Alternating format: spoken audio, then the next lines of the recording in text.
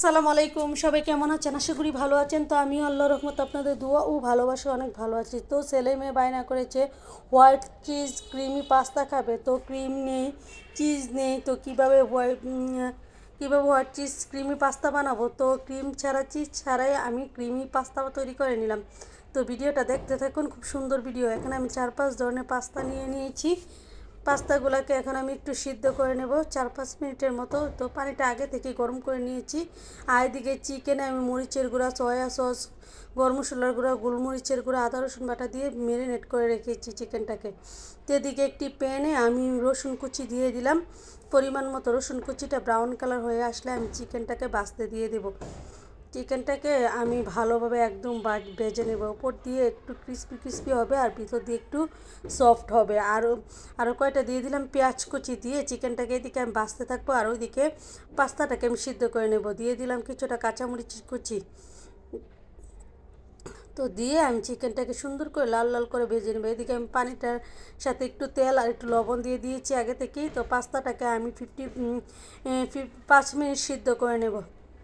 তো চিকেনটা এদিকে ভাজা হয়ে যাবে, পাস্তাটা এদিকে আমার প্রায় সিদ্ধ হয়ে গেছে। তো আমি লবণটা পরে দিয়েছি, প্রথমে একটু দিয়েছিলাম, মানে লবণটা তেলটা দিলে পাস্তাটা লাগে না, একদম সুন্দরভাবে স্মুথ একটা মিহি হয়ে যায়।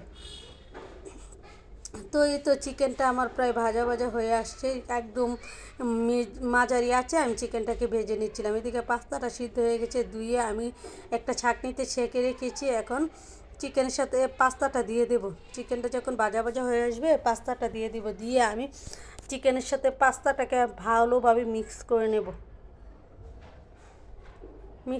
আমি আগে থেকে একটু মেয়োনিজ তৈরি করে রেখেছিলাম। তো এদিকে আমি ম্যাগি মশলা দিয়ে দিলাম 2টা পাস্তার উপরে। তারপর দিয়ে আবারও ভালোভাবে মিক্স করে নিচ্ছি পাস্তাটাকে।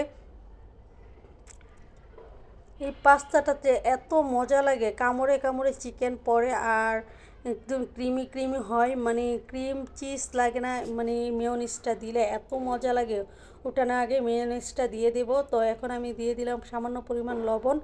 লবণ তো চিকেনে দেওয়া আছে, পাস্তা তো কিছুটা দেওয়া আছে, তারপর আমার মনে হয়েছে একটু লবণ লাগবে আর দিয়ে দিলাম টমেটো কেচাপ দিয়ে দিলাম। দিয়ে আমি এখন মেয়োনিজটা টমেটো সস কেচাপটাকে ভালোভাবে পাস্তাটার সাথে মিক্স করে নেব। এটা আপনি হোয়াইট চিজ ক্রিমি পাস্তা তো খেয়েছিনি, আর এভাবে একবার পাস্তা রান্না করে দেখবেন, মানে কী যে মজা হয়।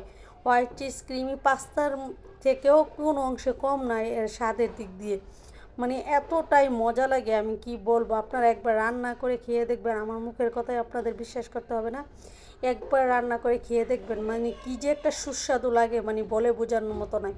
তো ভালোভাবে মিক্স করে নিয়েছি, এখন খাওয়ার জন্য আমি একটি পাত্রে সার্ভ করে নেব। তো আমার ভিডিও ভালো লাগলে লাইক কমেন্ট শেয়ার দিয়ে পাশে থাকবেন আর আমার জন্য দোয়া করবেন। আল্লাহ হাফেজ, আসসালামু আলাইকুম।